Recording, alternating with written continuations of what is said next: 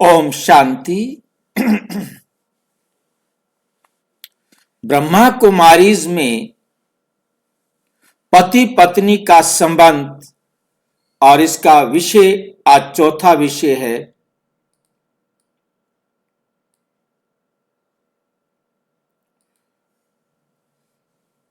सतयुग में सेक्स जरूरी नहीं,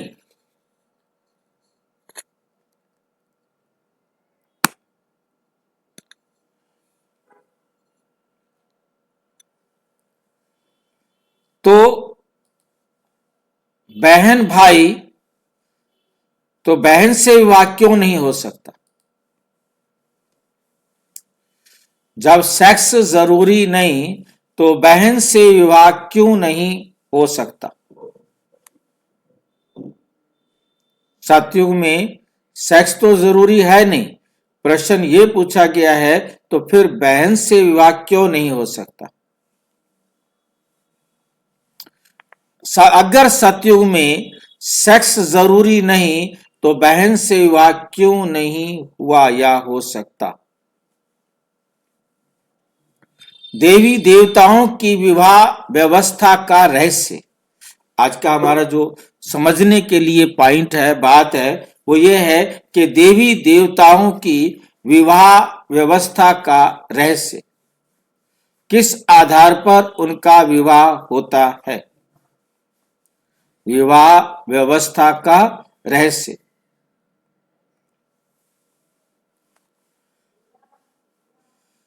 डिस्क्लेमर है कि ये वीडियो किसी धर्म, परंपरा, परिवार व्यवस्था या वैज्ञानिक सिद्धांत का खंडन नहीं करता। प्रस्तुत विषय ब्रह्मा कुमारी ईश्वरीय विश्वविद्यालय की मूल्य शिक्षाओं पर आधारित एक आध्यात्मिक एवं दार्शनिक व्याख्या है। यहाँ विवाह, भाई बहन और पवित्रता आदि शब्द आत्मिक चेतना और युग व्यवस्था के संदर्भ में समझाए गए हैं।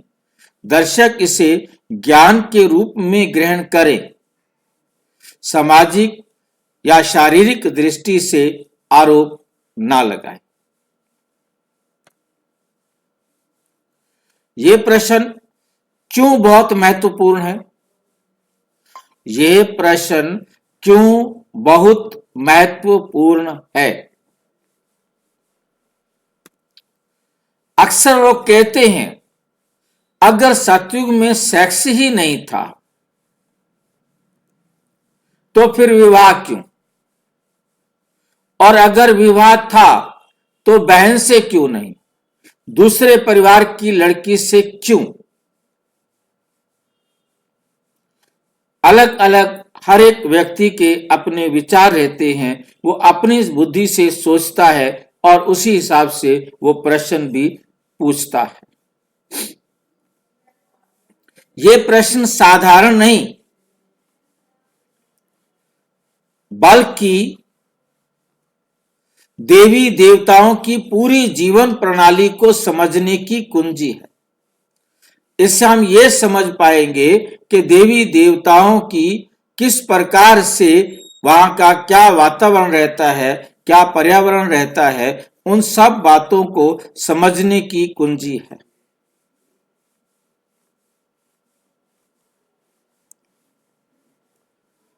नंबर 2, सबसे पहली भूल, विवाह को केवल सेक्स से जोड़ दिया। दुनिया यह समझती है शादी का मतलब है सेक्स। सबसे पहली भूल जो हुई है आज मनुष्य के अंदर, यही हुई है कि उनकी बुद्धि में बैठा हुआ है शादी का मतलब ही है सेक्स,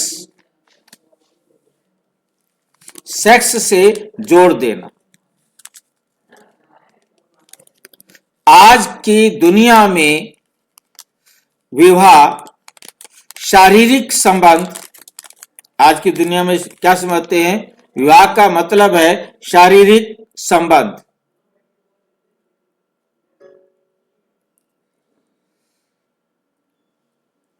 विवाह का मतलब है वंश चलाना।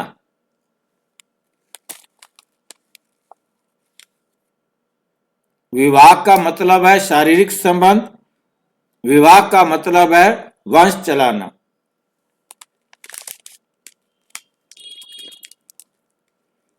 और क्या समझते हैं विवाह का मतलब?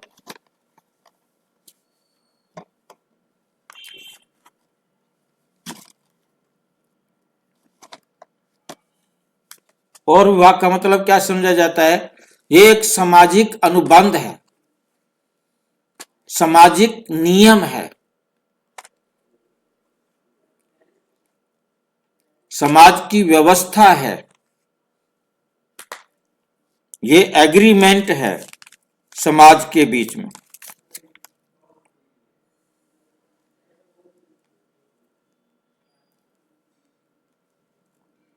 लेकिन सतयुग में विवाह का अर्थ ही अलग है।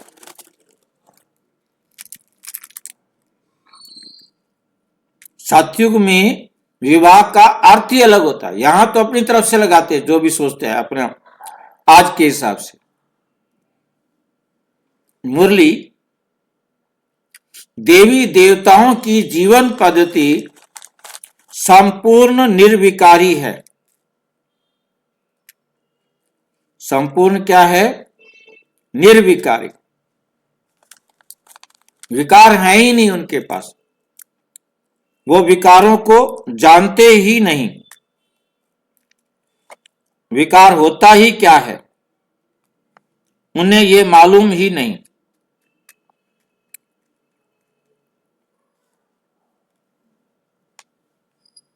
इसलिए यदि हम कलयुग का चश्मा लगाकर सतयुग को देखें तो क्या प्रश्न सुलझेगा कि उलझेगा?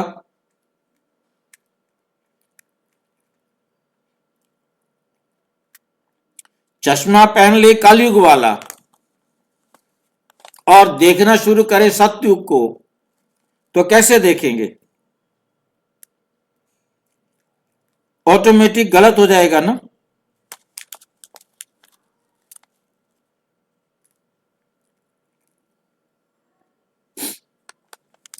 सतयुग में विवाह क्यों करते थे?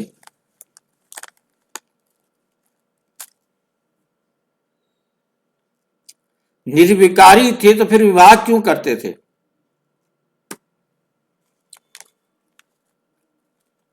मुरली के अनुसार विवाह का उद्देश्य राज्य व्यवस्था थी।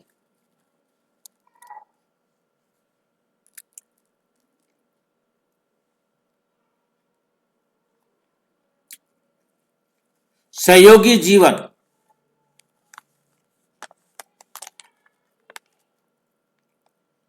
समान संस्कार का मिलन,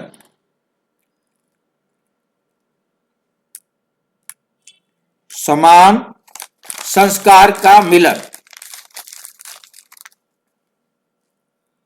समाज का संतुलन बनाए रखना, समान संस्कारों का मिलन होता था, और सहयोगी जीवन, एक दूसरे के जीवन में सहयोग देना, एक दूसरे को सहयोग देना।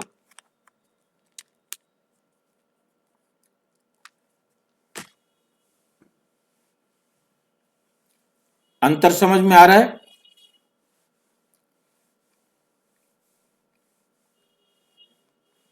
सतयुग में एक दूसरे के सहयोगी बनना, समान संस्कार, बराबर के संस्कारों का मिलान करना। दोस्ती कैसे होगी?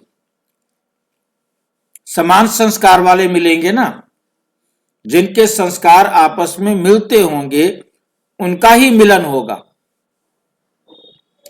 और उनका उद्देश्य होगा समाज के अंदर संतुलन बनाए रखना।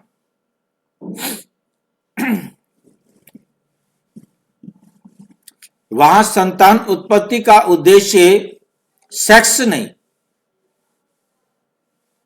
संतान उत्पन्न करनी है समाज का संतुलन बनाने के लिए, एक दूसरे का सहयोग देने के लिए, और एक दूसरे के साथ समान संस्कारों का मिलन करने के लिए। ये भी बात हमें समझ लेनी चाहिए कि उन आत्माओं ने एक दूसरे के साथ जो कार्मिक अकाउंट बनाया है, अपने संस्कार बनाए हुए हैं, उन्हीं के आधार से तो उनका विवाह हुआ।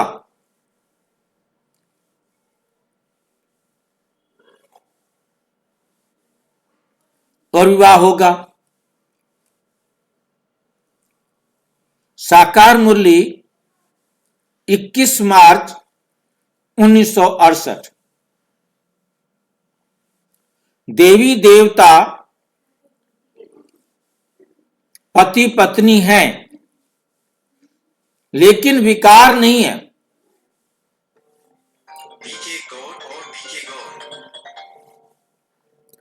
देवी देवता पति पत्नी हैं, लेकिन विकार नहीं है।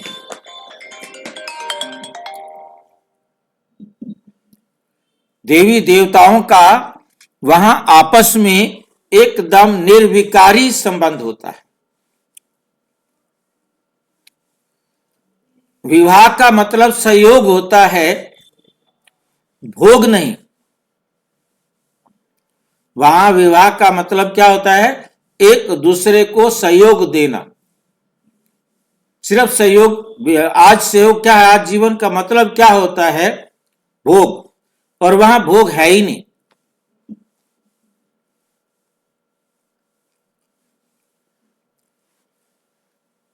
अब मुख्य प्रश्न,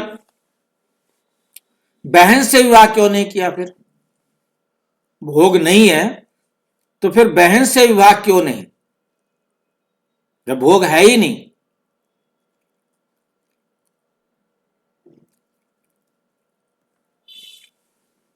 ये बहुत सूक्ष्म बात समझनी है। ये बात जो है बहुत सूक्ष्म है समझने के लिए।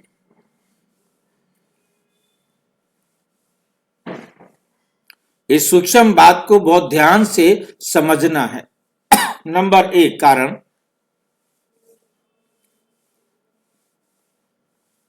भाई बहन का संबंध आत्मिक स्मृति का प्रतीक है।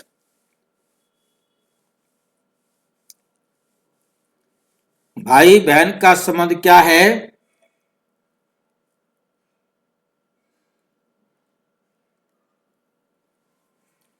आत्मिक स्मृति का प्रतीक है।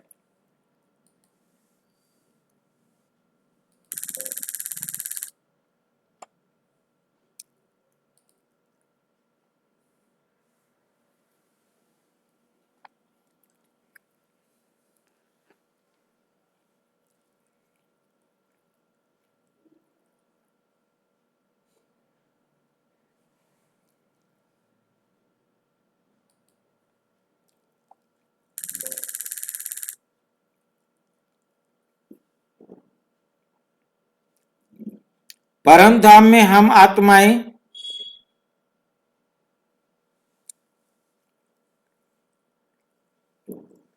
परम धाम में हम आत्माएं कैसे होती है?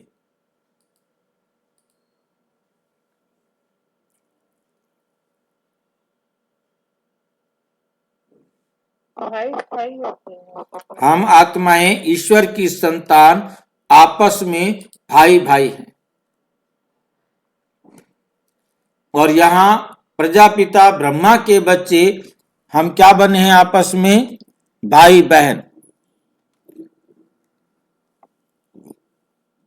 इन दोनों संबंधों को हमें याद करना है। इन दोनों संबंधों को हमें याद करना है। हम आत्मिक दृष्टि से आपस में भाई भाई हैं और एक परिवार में जन्म लेने से हम आत्मा स्त्री पुरुष के शरीर में होने के कारण भाई बहन।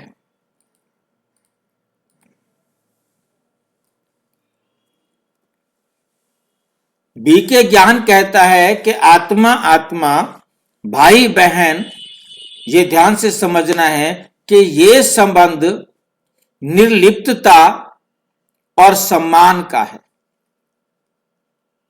निर्लिप्तता, ये दो शब्द है, निर्लिप्तता और दूसरा है सम्मान। भाई बहन के प्रति जो एक सम्मान का भाव है, सम्मान का संबंध है, और दूसरा क्या है, निर्लिप्तता। वो लिप्त नहीं हो सकते, उनका आपस में नियम नहीं है कि वो लिप्त हों। ये संबंध निर्लिप्तता और सम्मान का है, एक दूसरे का सम्मान करने का है। साकार मुरली बाबा कैसे कहते हैं, 5 सितंबर 1970 को, तुम सब आत्माएं आपस में भाई भाई हो। भाई बहन का रिश्ता वैवाहिक भूमिका के लिए नहीं है। यहां एक शब्द जो नया आया है, भूमिका। भूमिका माना रोल, पार्ट बजाने के लिए। तो भाई बहन का रिश्ता भूमिका, वैवाहिक भूमिका के लिए नहीं होता, चाहे सेक्स हो या ना हो। इसमें सेक्स का कोई मतलब नहीं है। सतयुग में सेक्स होता नहीं, सेक्स हो या नहीं हो, मतलब भाई बहन का रिश्ता जो भूमिका है, जो रोल है, उसमें वैवाहिक रोल नहीं है। भाई बहन आपस में विवाह नहीं कर सकते। विवाह केवल शरीर का नहीं होता कि स्त्री है चलो विवाह करो। विवाह भूमिका का संबंध है, रोल से संबंध है। विवाह केवल शरीर का नहीं, भूमिका का संबंध है कि भूमिका, रोल है ये, बाकी कोई ये रिश्ता नहीं है। ये उनका पार्ट है, ये उनका रोल है, ये उनकी भूमिका है। सतयुग में हर आत्मा की पूर्व भूमिका तय है। सतयुग क्या, त्रेता क्या, द्वापर क्या, कलयुग क्या, चारों युगों में हर आत्मा की भूमिका तय है। उसने अपने रोल के मुताबिक ही अपना पार्ट बजाना है। वो अपने पार्ट को चेंज करना चाहे तो कोई भी चेंज नहीं कर सकता। कोई भी अपने रोल को चेंज करना चाहे तो अपने रोल को चेंज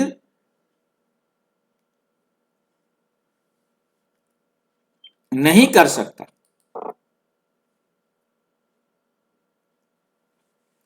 कौन राजा बनेगा, कौन रानी बनेगा, कौन सहयोगी बनेगा, ये ड्रामा नियोजित है।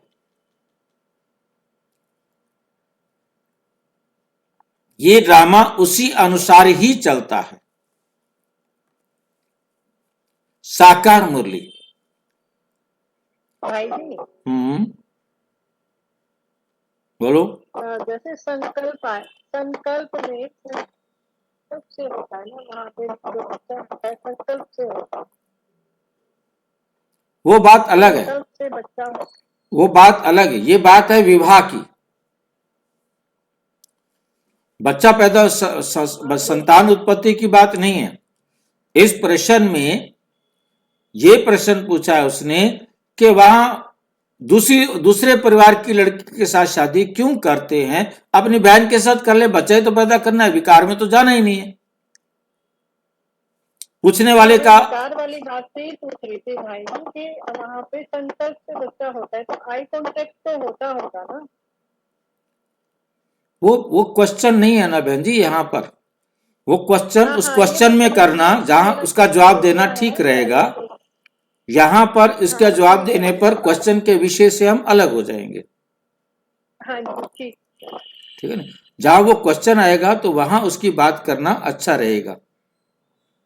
हाँ जी, ठीक है। हर आत्मा अपना पार्ट बजाती है।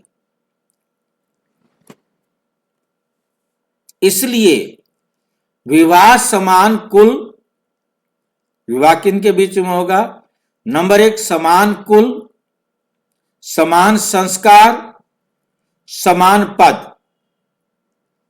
विवाह ऐसे नहीं होता। आजकल तो सिर्फ सेक्स या लस्ट के पीछे पागल है दुनिया, कलयुग का चश्मा चढ़ा रखा है, परंतु वहां ये तो होता ही नहीं ना। वहां तो विवाह का नियम था, आज वो नियम सारे खत्म होते गए हैं, अंधे हो गए हैं। विवाह समान कुल में, समान संस्कार और समान पद। एक तो समान कुल, समान संस्कार और समान पद, उनके बीच में विवाह होगा, के आधार पर होता है। रक्त संबंध के आधार पर विवाह नहीं होता। भाई बहन का खून एक है, रक्त संबंध के आधार पर विवाह नहीं होता। विवाह का आधार है, जो सतयुग के अंदर होता है, समान कुल, समान संस्कार, समान पद। क्योंकि उन्होंने एक नए परिवार को जन्म देना है, एक नया घर बनाना है, नई सामाजिक व्यवस्था को तैयार करना है। विवाह करना केवल संतान उत्पन्न करना नहीं,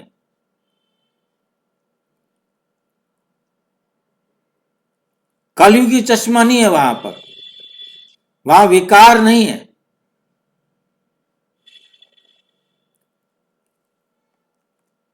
यहां विवाह की बात है तो यहां रक्त संबंध के आधार पर भाई बहन का विवाह नहीं होता। बहन से विवाह का प्रश्न वास्तव में किस चेतना से उठता है? क्यों यह क्वेश्चन उठा कि बहन से विवाह क्यों नहीं हो सकता?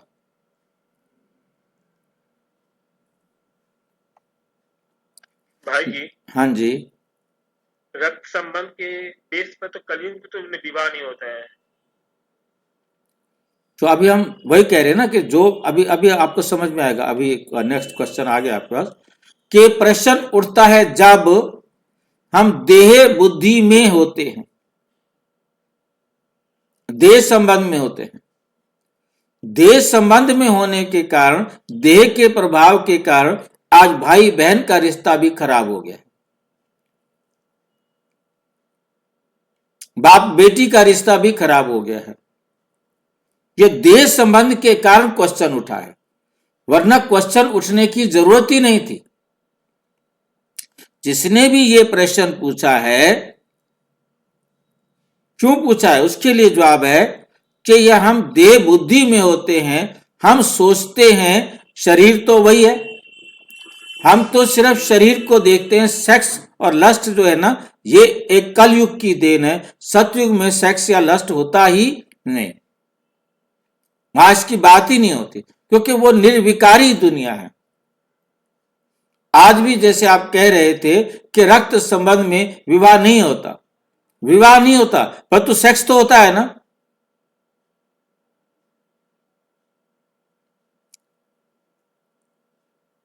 मुसलमान भाई बहन शादी कर सकते हैं ना, क्योंकि उनको सिर्फ सेक्स से संबंध है। वो विवाह समझते हैं, सेक्स के लिए विवाह है, संतान उत्पत्ति के लिए नहीं है। संतान तो हो जाएगी, फिर रोते रहते क्योंकि संतान होगी इतनी सारी।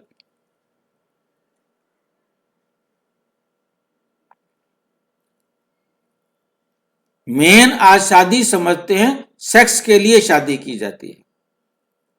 शरीर तो वही है, लेकिन सतयुग में चेतना आत्म प्रधान होती है। सब अपने आप को आत्मा समझते हैं।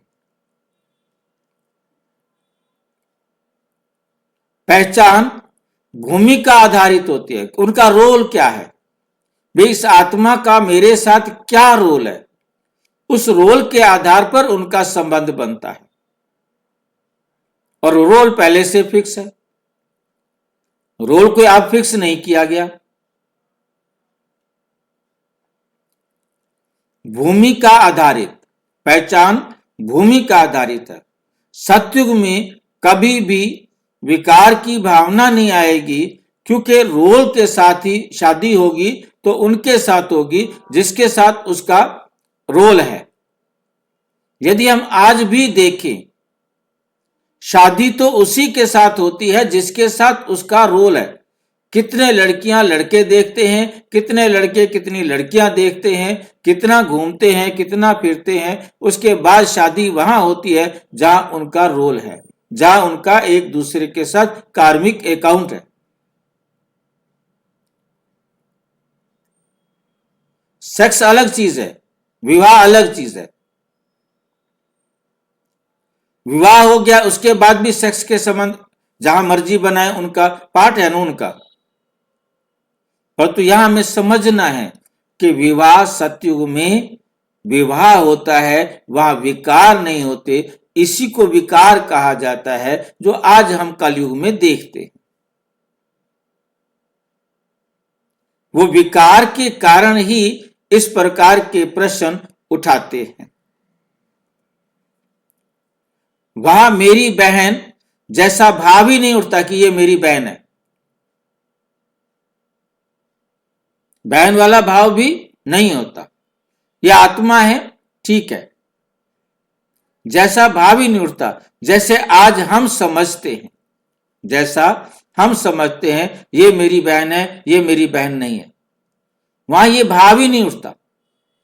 बस उनको पता है ये हमारा रक्त संबंध है, हमने इधर विवाह नहीं करना है और विवाह सामाजिक नियम के अनुसार हमने समान वाले के साथ करना है और उसी हिसाब से वो सामाजिक नियम के अनुसार वहां पर विवाह होता है। पर तो उनको विकार की तो कोई वो है ही नहीं। जब संतान चाहिए तब जाकर के अपना संकल्प करेंगे, योग बल से संतान पैदा करेंगे, वो ऑटोमेटिक होगी ड्रामानुसार। उन्हें इस प्रकार का ये नहीं है कि अब हमने शादी कर ली है, अब हमने बच्चों की लाइन लगानी है, नहीं। जी, हाँ जी, अगर वो आत्मिक स्थिति में रहेगा तो हमारा समान है या नहीं है ये भाव भी कैसे आएगा? क्या नहीं है? जो वहाँ शादी होता है, एक समान जो है उसके साथ शादी होता है, तो अगर वो भाव भी कैसे आएगा उनको, वो अगर आत्मिक स्थिति में रहेगा तो? पहले दिन यही प्रश्न हमारा पहले दिन खड़ा हुआ था कि पहले दिन जब वो उठकर बाहर आएंगे, एक दूसरे को नहीं जानते, एक दूसरे का नाम भी नहीं पता उनको कि किसका क्या नाम है, और पहले दिन ही उनका आपस में मिलना किस आधार से होता है? आ तो गए, खड़े हो गए कि नई दुनिया में हम ही हैं। अब क्या करना है, कौन क्या है?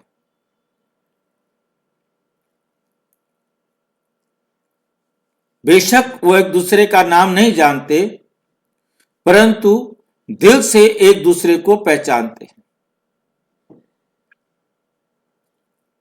उनका कार्मिक अकाउंट उनको एक दूसरे के साथ बोलने का, बात करने का, व्यवहार में आने का कारण बनता है।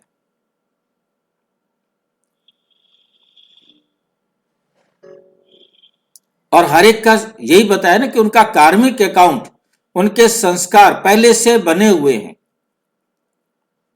निश्चित है ना सबका पाठ, जो हर कल्प हूबहू रिपीट होता है। वो उसी पाठ के अनुसार मिलते हैं, उसी पाठ के अनुसार उनके विचार जागृत होते हैं, उसी पाठ के अनुसार वो एक दूसरे के संपर्क में आते हैं। पहले दिन तो कोई किसी का भाई नहीं होगा, कोई किसी का बाप नहीं होगा, कोई किसी की मां नहीं होगी, किसी का किसी के साथ कोई रिश्ता नहीं होगा फर्स्ट डे।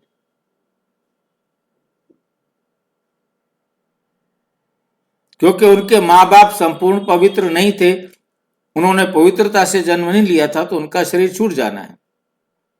अब राधा और कृष्ण का विवाह जो सबसे पहला हुआ, क्योंकि विवाह के विषय में चल रहा है, तो पहले दिन लक्ष्मी नारायण का विवाह होता है, उनको राजगद्दी पर बिठाया जाता है। उनका विवाह किस आधार पर हुआ? उनके माँ बाप भी नहीं है, ना नारायण के माँ बाप हैं, ना लक्ष्मी के माँ बाप। कैसे विवाह हुआ उनका पहला? सभी स्त्रियां, किसी को नहीं पता कि मेरा कौन भाई है, किसी का कोई भाई नहीं वहां, किसी की कोई बहन नहीं, सिर्फ स्त्री और पुरुष हैं और एक दूसरे से बिल्कुल अनजान है।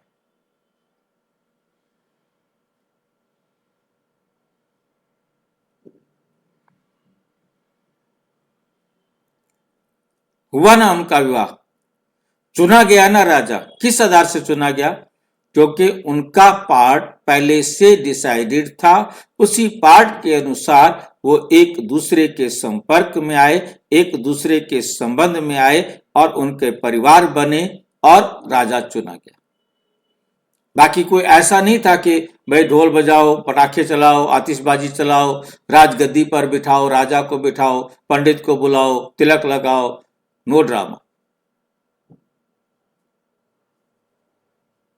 वहां कोई ड्रामा वाली बात नहीं है। ये पाखंड की बात वहां पर नहीं होगी। भाई जी ड्रामा अनुसार अपने आप होते चला गया सब। बिल्कुल। आज यदि यहां पर मैं जिक्र नहीं करना चाहता था, परंतु ड्रामा अनुसार यदि कलयुग के अंदर देखें, उनका भी कोई ऐसा गलत कार्मिक अकाउंट बन गया है जो बाप बेटी भाई बहन के संबंध खराब हुए। ये कलयुग की जो उनके पतित जो अवस्था है, उसके कारण पिछले जन्मों में कहीं वो पाप कर्म करके आए हैं, जो अब उनको ऐसा संबंध किया, ऐसा संबंध हुआ। या मुस्लिम भाई बहन आपस में शादी कर लेते हैं।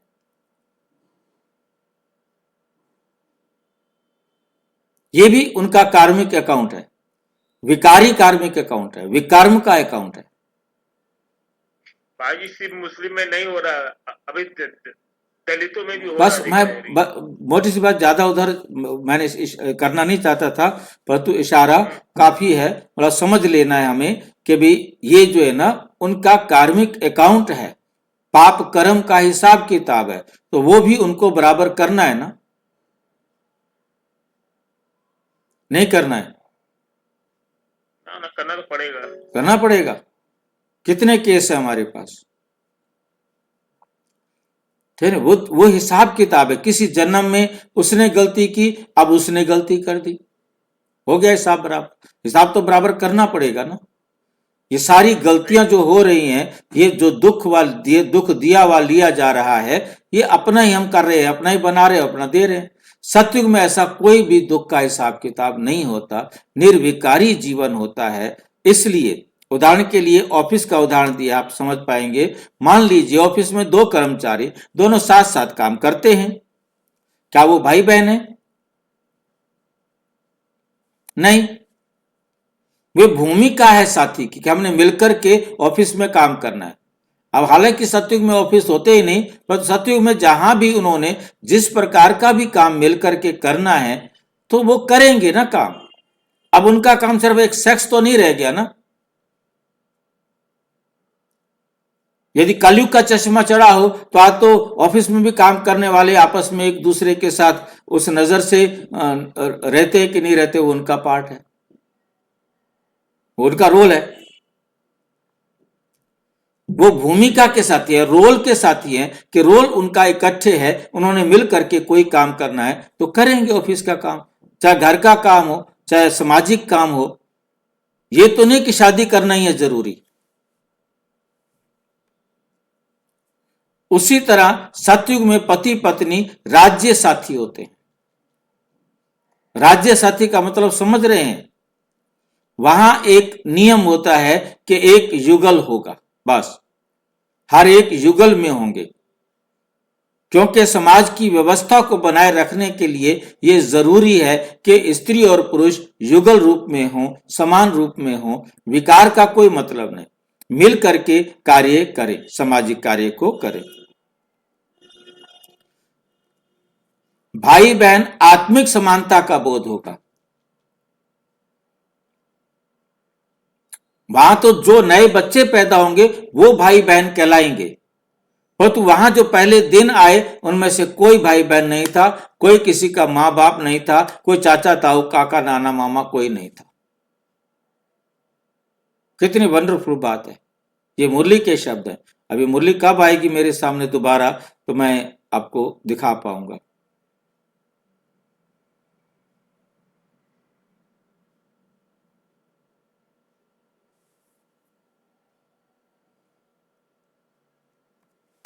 मुरली प्रमाण पवित्र संबंधों की सीमा। मुरली प्रमाण है कि पवित्र संबंधों की सीमा 2 फरवरी 1972 में पवित्रता से ही उच्च पद मिलता है। अव्यक्त मुरली है 30 जनवरी 1984 की। संबंध आत्मिक हो, देह आधारित नहीं। कितनी गंभीर लाइन है बाबा की। 30 जनवरी 1984 की मुरली में बाबा क्या कहते हैं? संबंध आत्मिक हो, देह आधारित नहीं। हमारे संबंध कैसे होने चाहिए? आत्मिक दृष्टि से। देह कोई भी स्त्री है पुरुष है, हमारा इससे कोई मतलब नहीं, क्योंकि देह की दृष्टि नहीं है, आत्मिक दृष्टि है, रूहानी दृष्टि है। तो देह की दृष्टि नहीं है, तो देह के आधार पर संबंध कैसे बनेगा? देह हमें कोई आकर्षित ही नहीं करता, देह का आकर्षण ही नहीं है।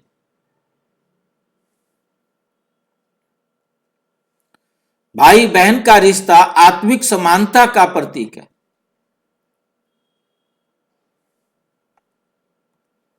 और विवाह सहयोगी भूमिका का। नोट करना है, इस बात को विशेष रूप से समझना है कि विवाह जो है वो सहयोगी भूमिका है। क्या हमने एक सामाजिक राजकीय रोल को बजाना है कि राजकीय नियम बना कि भी एक एक युगल होगा। सब युगल कैसे बने? कोई विकार के लिए नहीं। क्या मिल करके स्त्री पुरुष मिल करके इस सामाजिक कार्य को चलाएंगे, इस व्यवस्था को चलाएंगे।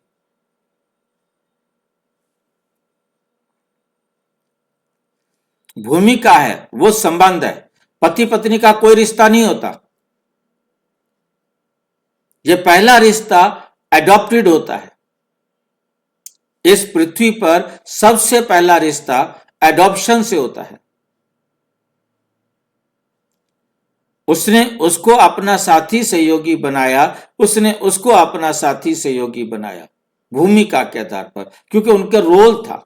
उसी रोल के आधार पर वो मिले, वो जन्म के आधार पर नहीं। जन्म तो वो देंगे तब भाई बहन होंगे।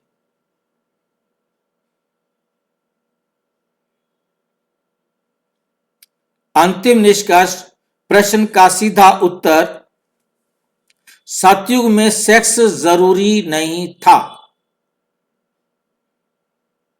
लेकिन व्यवस्था, मर्यादा और भूमिका जरूरी थी।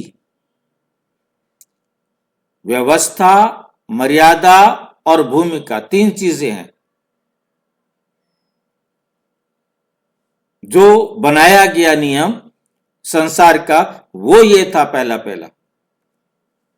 इसलिए विवाह हुआ, व्यवस्था के लिए, सामाजिक व्यवस्था के लिए विवाह हुआ।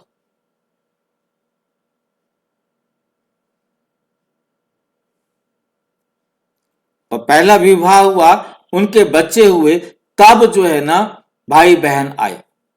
तो भाई बहन के विवाह की व्यवस्था की बात ही नहीं आ सकती थी।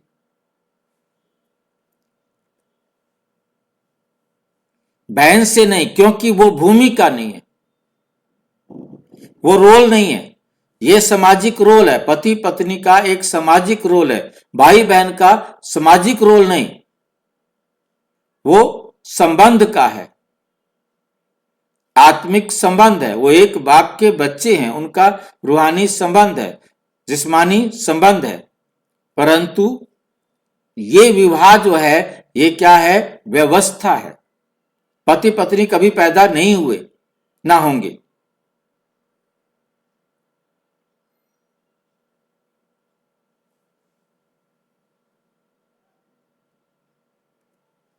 दूसरे परिवार से, क्योंकि ड्रामा नियोजित संगति है।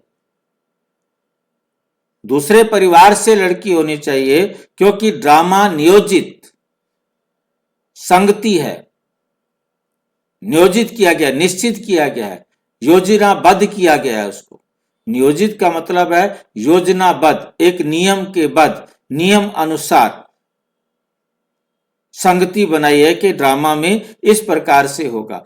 अंतिम पंक्ति, जहां देह नहीं वहां विकार नहीं। वहां सब अपने आप को आत्मा समझते हैं, देह समझते नहीं, इसलिए उनके पास विकार नहीं होते। यहां आत्मा अपने आप को देह समझ बैठी है और देह की गुलाम हो गई है, और देह के कारण ही ये सारे विकार हैं, इसलिए वहां विकार होता ही नहीं है। और जहां विकार नहीं, वहां संबंध मर्यादा से चलता है, वहां संबंध मर्यादा से चलता है। उनको ख्याल ही नहीं आता कि विकार क्या करे। समापन संदेश। सतयुग की दुनिया हमारी कल्पना से नहीं चलती, ईश्वरीय नियम से चलती है। सतयुग की जो दुनिया है वो परमात्मा के डायरेक्शन अनुसार चलती है, परमात्मा द्वारा समझाए गए, बनाए गए उनके संस्कारों के आधार पर चलती है, ईश्वरीय नियम से चलती है। अच्छा,